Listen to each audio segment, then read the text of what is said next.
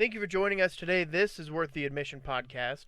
My name is B. Frank, And I'm Travis. and today we're talking about the Best Picture nominated Oscar movies, which consists of Black Panther, Black Klansman, Bohemian Rhapsody, The Favorite, Green Book, Roma, A Star is Born, and Vice.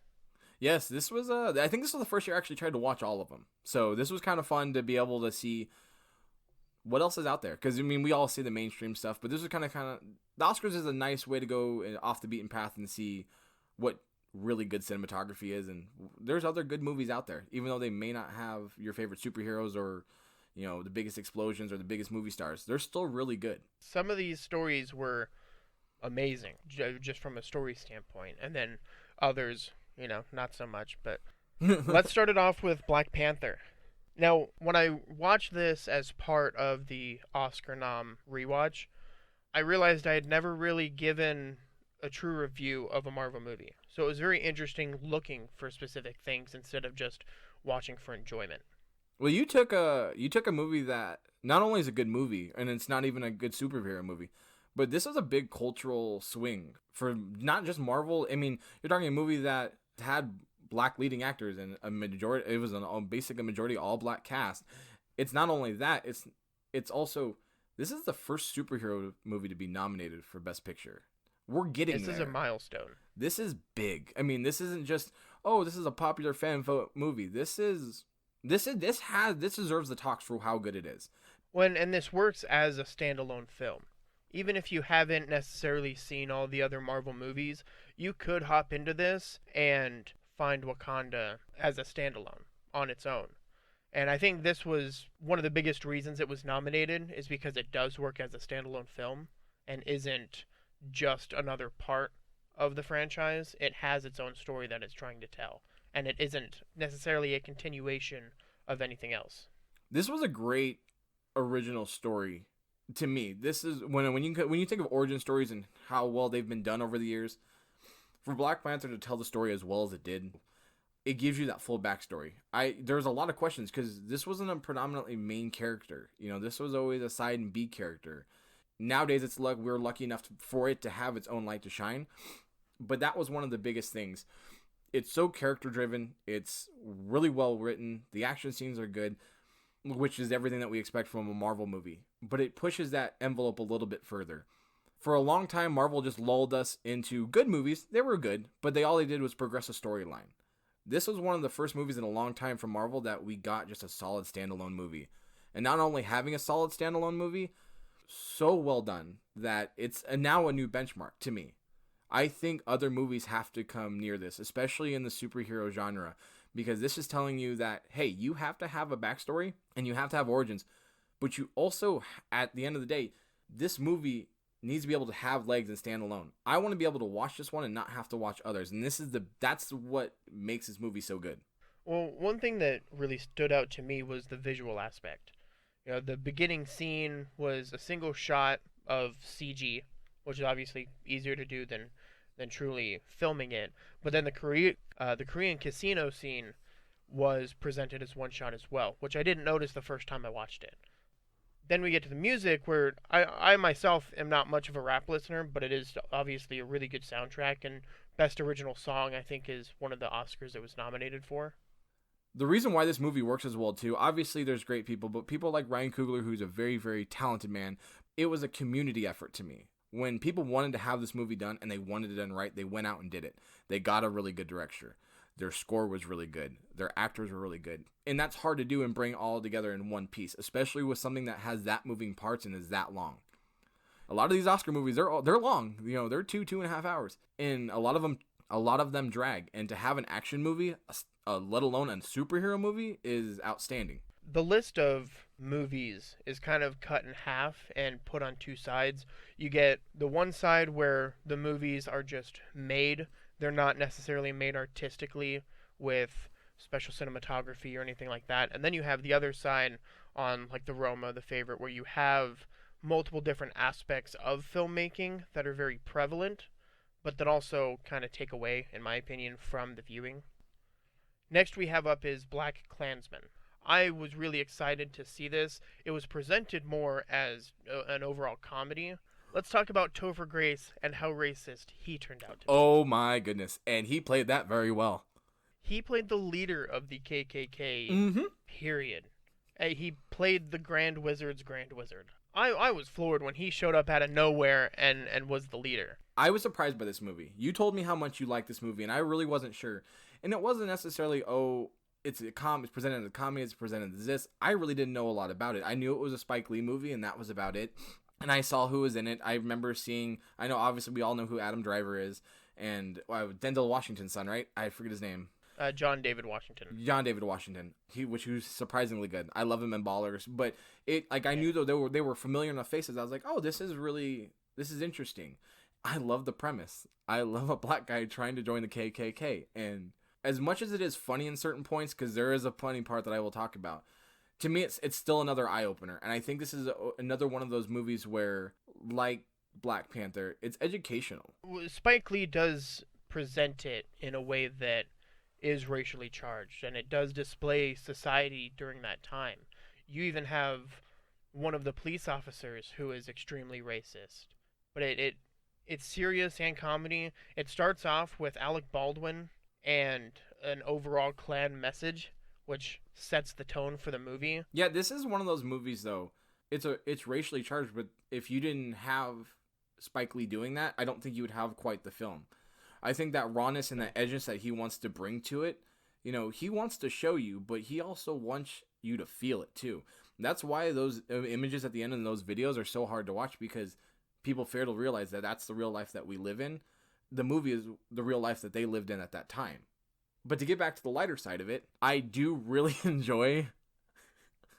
I love the calls throughout where he's calling the KKK leader. He's calling Topher Grace, and he's prank calling him the entire time, and it's hilarious because throughout the movie they progressively get bigger. There's a bigger and bigger crowd that kind of gets around as he's making the calls to the head office, and him trying to quiet everybody down every time they crack up, every time they hear it is just hilarious. It's just, that was a cool, nice, light, shining point and a funny point in a movie that had obviously a lot serious and darker undertone. And right before the current event videos, we get a good final funny scene, and he calls Topher Grace, and he's talking to him, and then he goes, "Are you sure?"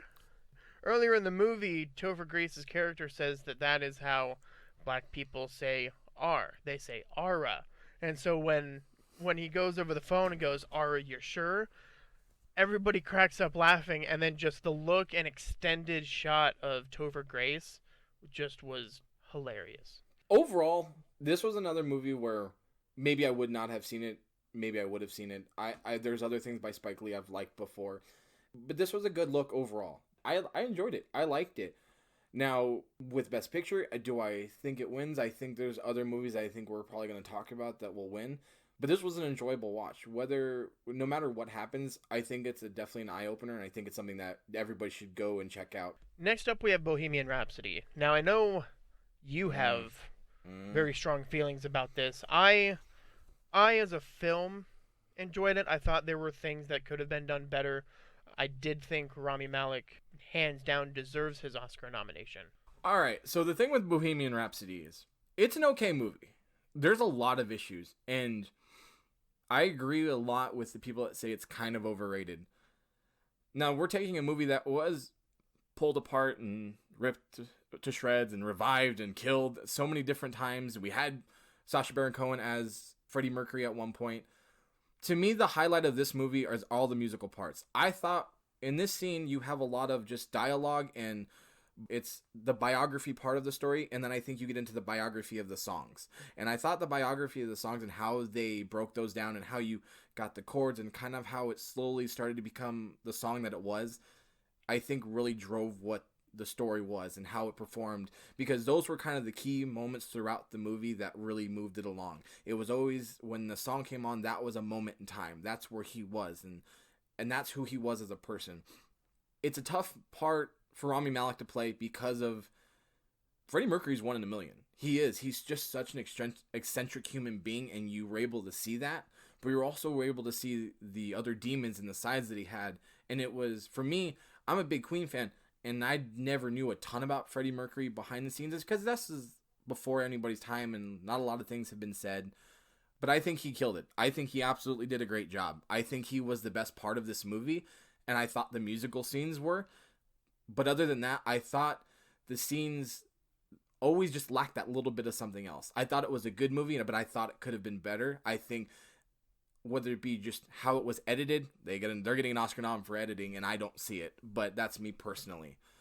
But I liked like when they did Live Aid. I actually saw how that was shot.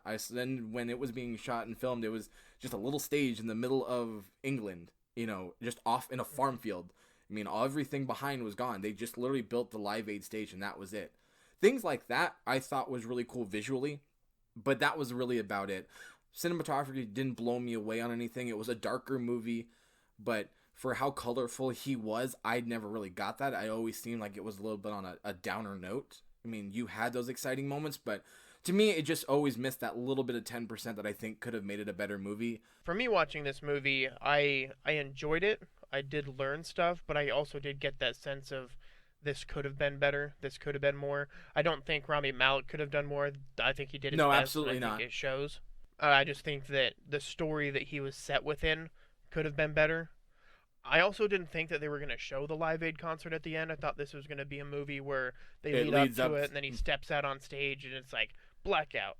I actually watched the real Live Aid concert with them. It's pretty spot on. Even the little things like raising his fist and looking out to the camera while he's at the piano, like that was really cool Well, to watch. that stuff kind of has to be realistic, though. If you think about that, when Live Aid happened, they're not joking about the number of people. Like they tried to get 1 billion people to watch this, and at that time, it was a huge epidemic. So, to me, for people, there was no online like watching this on TV and being able to watch this live. It was iconic, and I think that's why they had to be so accurate to it. I can see why Bohemian Rhapsody got an Oscar nom, but I don't think that it will win. No, I think it falls too short. I think music wise, as a music kind of biopic documentary, whatever you want to call it, I think it was great. I think they picked a really great band in Queen to do so, especially with a lot of they still have members living. So I think it was kind of a really cool tale to see, and they worked really closely with Queen worked really closely with this film, and they tried to make it as accurate as possible. And I think it was. I just don't think it was done to the best possible way it could have been made. Now we get to move into The Favorite. As some of you know, I was not too excited to watch The Favorite, and Travis and I actually traded off. I was to watch The Favorite, he was to watch Roma. Yes, I felt I had to watch Roma as well, but we'll get into that. The Favorite is a very hard period piece.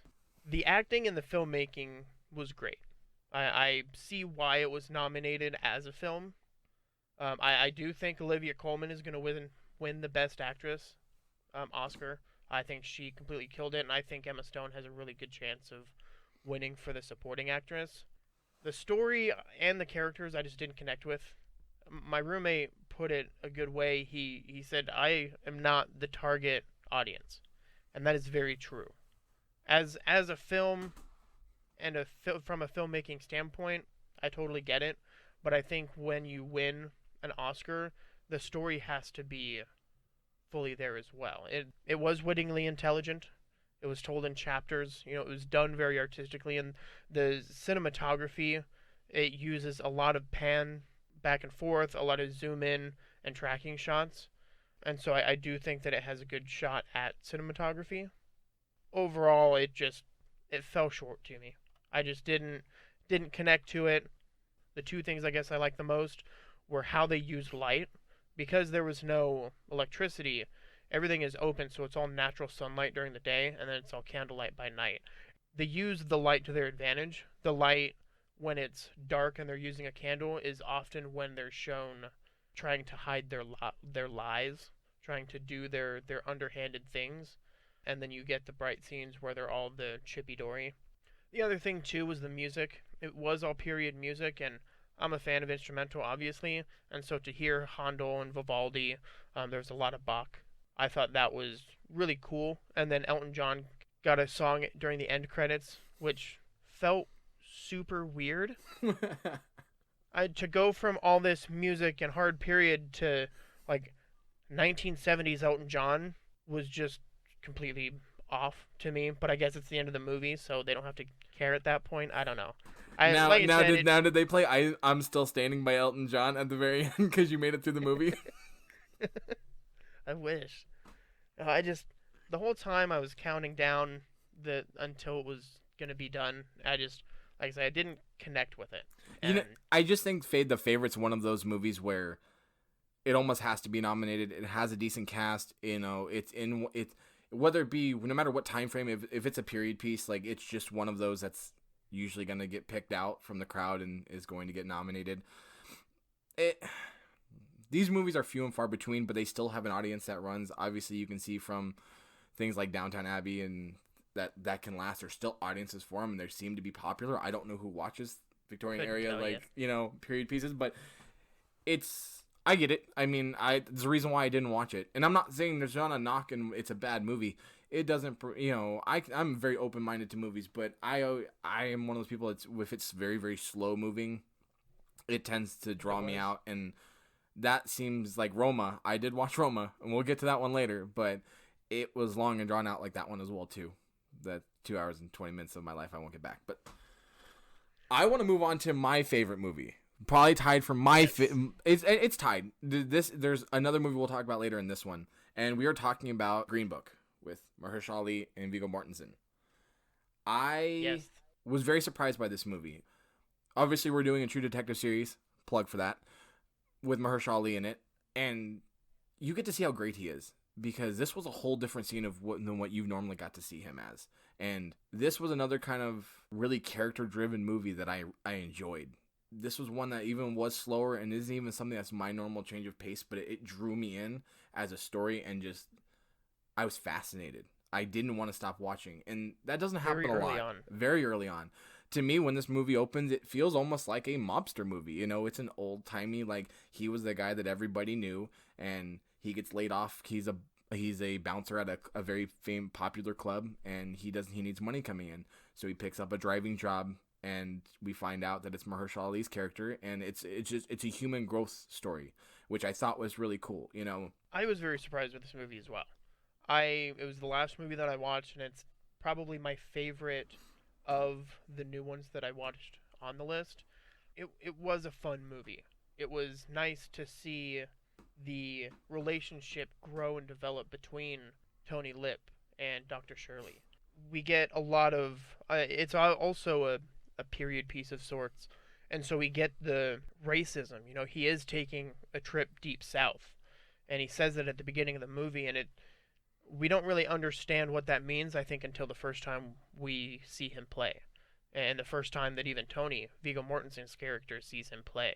There's this moment of astonishment, like, that was not the type of musicianship that I was expecting. He kind of topped my expectations on what he was playing, how he was playing it. yeah, it really takes him back, and this is between a lot of the movies. It's a lot of racially charged movies if you think about it, with Black Klansman, Black Panther, and even this movie here with Green Book.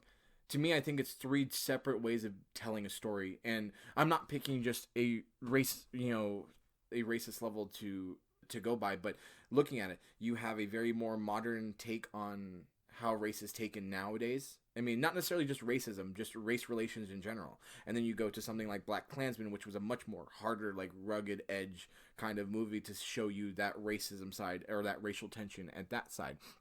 And then we get to a movie like Green Book, where isn't necessarily really too far off of where Black Panther takes. Say or Black Klansman, we're only talking about a decade, but you're still seeing they wanted to inform you more in this movie. Like when you find out he's playing at essentially like plantations and very whites only, you see the struggle that he has, because with Mahershala Ali's character, he's very diverse. He's very smart. You get the obviously the quirky of two worlds thing. You have Tony Lip, who's a loudmouth New Yorker and everything like that, and then you have obviously Mahershala Ali, who's very much a proper, well-educated, very well-spoken man, and you get that interaction with them, which is great. To me, I like the way they play this. It doesn't always seem super awkward for the racism that happens in this, and it does happen, and there are those points where it is awkward, But to me, it doesn't hinder from the movie. I still think they made a good movie, and even with bringing in those racial overtones, which are meant to make or break that movie, I think it does. It toes that line very well. And this is what I'm talking about with like Bohemian Rhapsody and other movies, where that extra little bit of movie that makes it really good is done in this movie. That extra little bit of effort is brought in. There are a couple scenes that I personally really liked. Let's talk The about first it. time they ever drink together, it's very subtle because up until that point he'd always drank alone, and it's not. What I noticed about the movie is that certain things that movies would make a big deal about, like drinking for the first time, they don't. It is just there. It is a part of the story. It is just happening. And at the very end of the movie, when Viggo Mortensen gets back home, he's talking to his family, and his family calls Dr. Shirley a name. And Viggo Mortensen's character just goes, "Don't call him that." It was nice, it was simple, and then everybody's like, "Okay, we're not going to call him that." It was really cool to watch that happen. Well, I mean, if you take about that, just taking off that, think about one of the first scenes where he has when he's in his apartment, he has two black gentlemen who are working on the house, or they work on the plumbing or the sink, and he takes two glasses that his wife had provided for them to drink out of, and he threw them away. Turn all the way to the end of the movie where he's now defending the said person that he threw kind of glasses away, that same race. I think it was a nice turn. And with this, it's usually one singular moment that all of a sudden it kicks over. This was a movie where every scene you could tell he broke a little bit more away from that, just being that racist self. You could tell him he was turning into a different person. On the other side with Mahershala Ali, I felt it took a little bit longer for him. I think it took longer to realize, and it makes sense with how they give his character being so smart that when it clicks with him that final time, it's that wonderful rush, and it marries those two together, and I think that's what makes the story so good.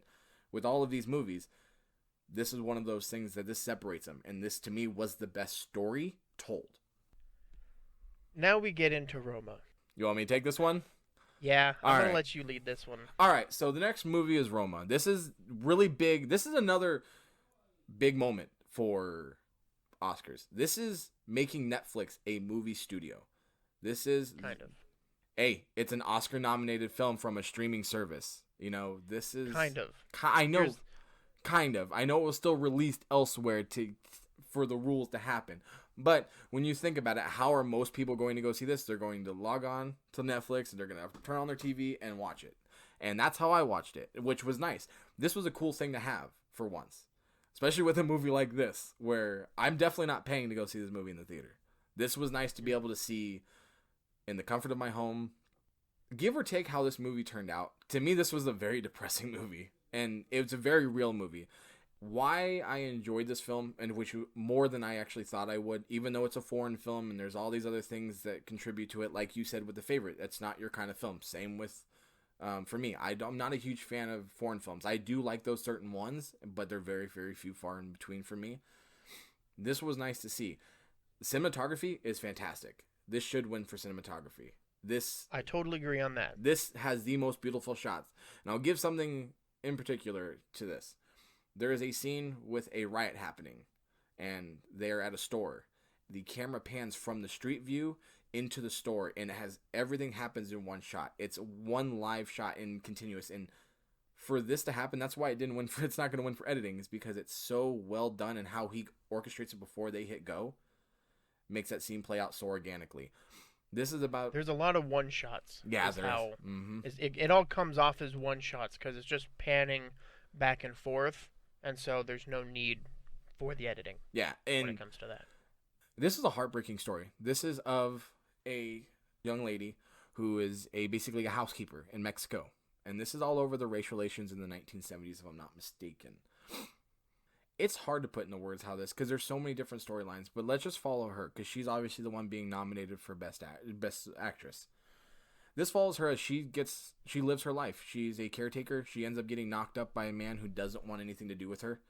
And it's the struggle of being pregnant and being in this type of world and not feeling loved. There's a lot of heartache that goes through with this. And it's not even that. It's what happens further along in the movie with her. It's just such a heartbreaking series of events for that entire family and that entire group that even though where it takes place in time in Mexico during this revolution, it doesn't feel like it. It's such a secondary part of this world. And though he brings it and wraps it beautifully together so you mirror the two, and that's why I think it played better off and it came off better to me. And the reason why I liked it more is how he chose to play the separate stories of the family and then the world around it and then mirroring them together. And many times when we see that, it's five or six different storylines that mirror together all at one time. It was kind of nice to simplify it and really explain both and why they're happening, and then they come together at different points in the movie. When I think about this, there's certain scenes that I think are definitely heartbreaking. I think there's scenes that are very powerful.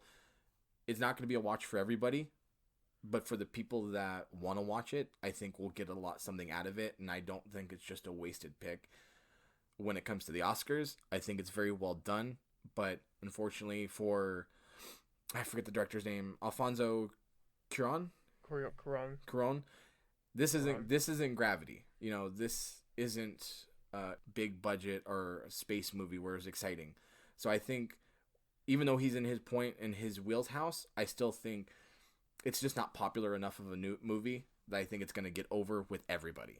I do think it'll hands down win Best Foreign Language Film. Mm-hmm. Oh, absolutely. It didn't need to be 2 hours and 15 minutes. No. I think it could have been 90 minutes max.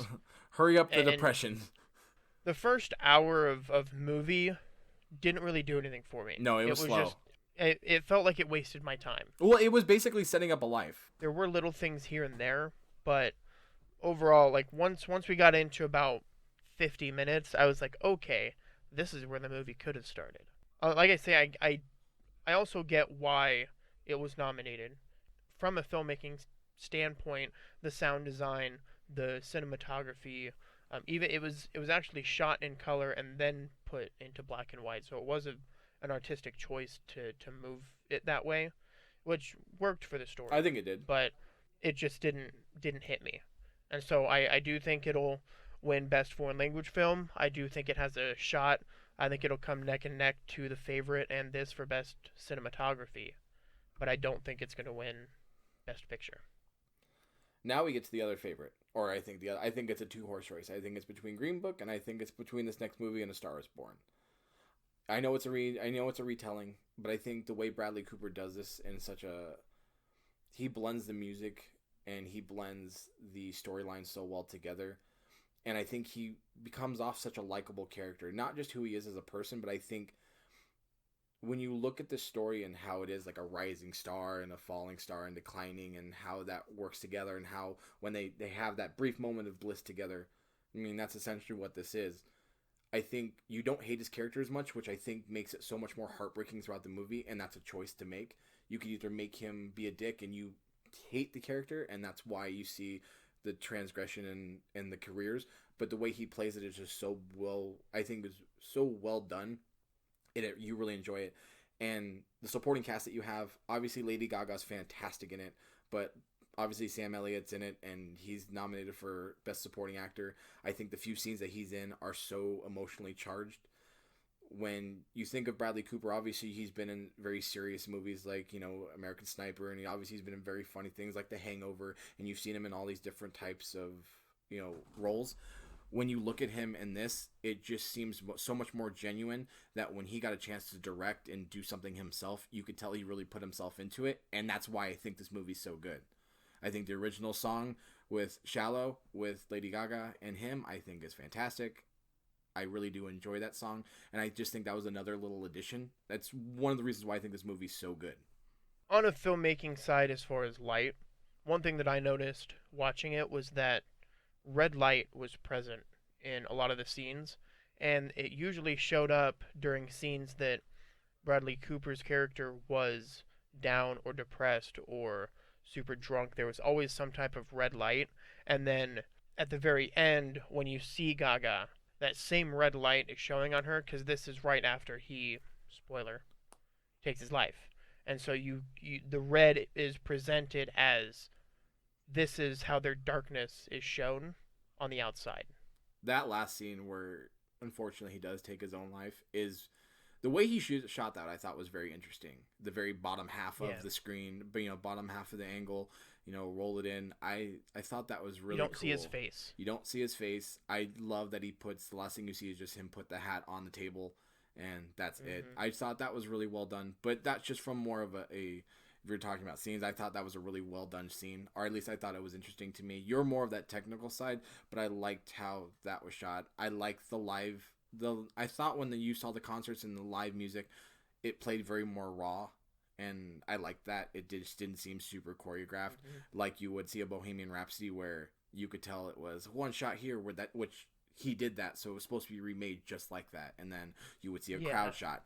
This was, you saw it from the very back side of the stage. I liked seeing that raw feel where you'd see Gaga on the side of the stage before she was really popular or she would just hang out. I liked being able to see those different views and those different sides, and I think he played that very well. I just thought the story was really well done. Again, the story is very long as well too.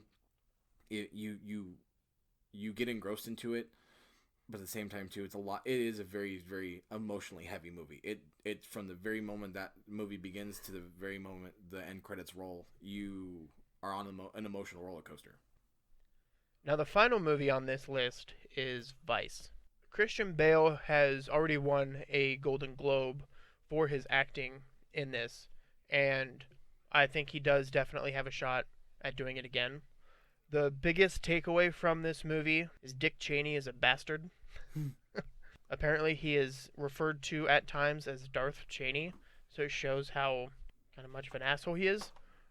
I sat down to watch it with all my roommates, and none of us thought it would be as artistic as it was. The way that the story was told was done very artistically. It was also done very well. It also wasn't as political as I thought it would have been. It just showed Dick Cheney and how he did things, how he became who he became, and it wasn't just the political side of it. Well, yeah, I think you're right though. I think with a movie like this, with such a heavy politician or a very famous name, do you think that's what you're going to get a lot of the time? And it's kind of nice because you almost feel like you'll enjoy it more because you can actually sit down and enjoy it from a non-biased perspective. When and Christian Bale definitely killed it. It Mm-hmm. was interesting because he did put on all the weight. He actually came out and said that this was the last role that he was going to manipulate his body for. But he used vocal and physical mannerisms while speaking as Dick Cheney. Little things like moving his mouth and smacking his lips, little things like that that really brought the character to life. Especially having to change his body. He's done it so many times, going from The Machinist, where he was like 90 pounds, to Batman Begins and The Dark Knight, and then back to The Fighter, where he was like 120 pounds, and then back to The Dark Knight Rises, then to this. So he's played roller coaster with his body and his weight, and he's getting to the point where he knows that he needs to stop, and that's why he's doing that. It's for his personal health. But I don't think a fat suit would have really brought the character to life than how Bale did it. I think Adam McKay did a really good job with this movie, and it does bring to light how much of a bastard Dick Cheney was. We have all of our Oscar nominations now. So let me get your final prediction now before all this happens on Sunday. Who do you think is going to walk away with the Oscar for Best Picture? I think as an overall film, from filmmaking, story, all of those, I really think Green Book will win. And I think this because, at least for me, cinematography being special and every scene having that pan and tilt and zoom and track takes me out of it. It reminds me that I'm watching a movie. The notes that I even wrote down for Green Book were very minimal because I was so invested in the story I didn't want to look away. And I think that is what a movie should be when it's up for Best Picture. Obviously, I would love to see Black Panther win, but I think everybody has come to terms with that not happening, which is okay with. Obviously, an Oscar nom is big enough, but I think Green Book will win it. I agree. I really do. The heart that this movie has, I think the education and what you bring away from it, I think you get more out even than what you put into watching it. I just think it's so powerful. This took a story that I don't think a lot of people knew, and I think it educates. And Mahershala Ali is just so damn good. From watching him in True Detective and just other things, but to really see him come to light and just be more polished, I think he brings that character to life. I think Viggo Mortensen really brings that character to life as well too. I think in the beginning you're kind of annoyed by him and you can kind of see why he doesn't like him, but you really fall in love with him, and I think he plays that charming side so well and that it really draws you in, because when he's on screen, I enjoy it. I think Green Book should win. Well, you heard it here, folks. We both think the Green Book is going to win. Yes. What do you think? Tell us on Twitter. Tell us on Facebook, WTAE Podcast. With that being said, thank you for tuning in for our Oscars episode. My name is B. Frank. And I'm Travis. And we are worth the admission.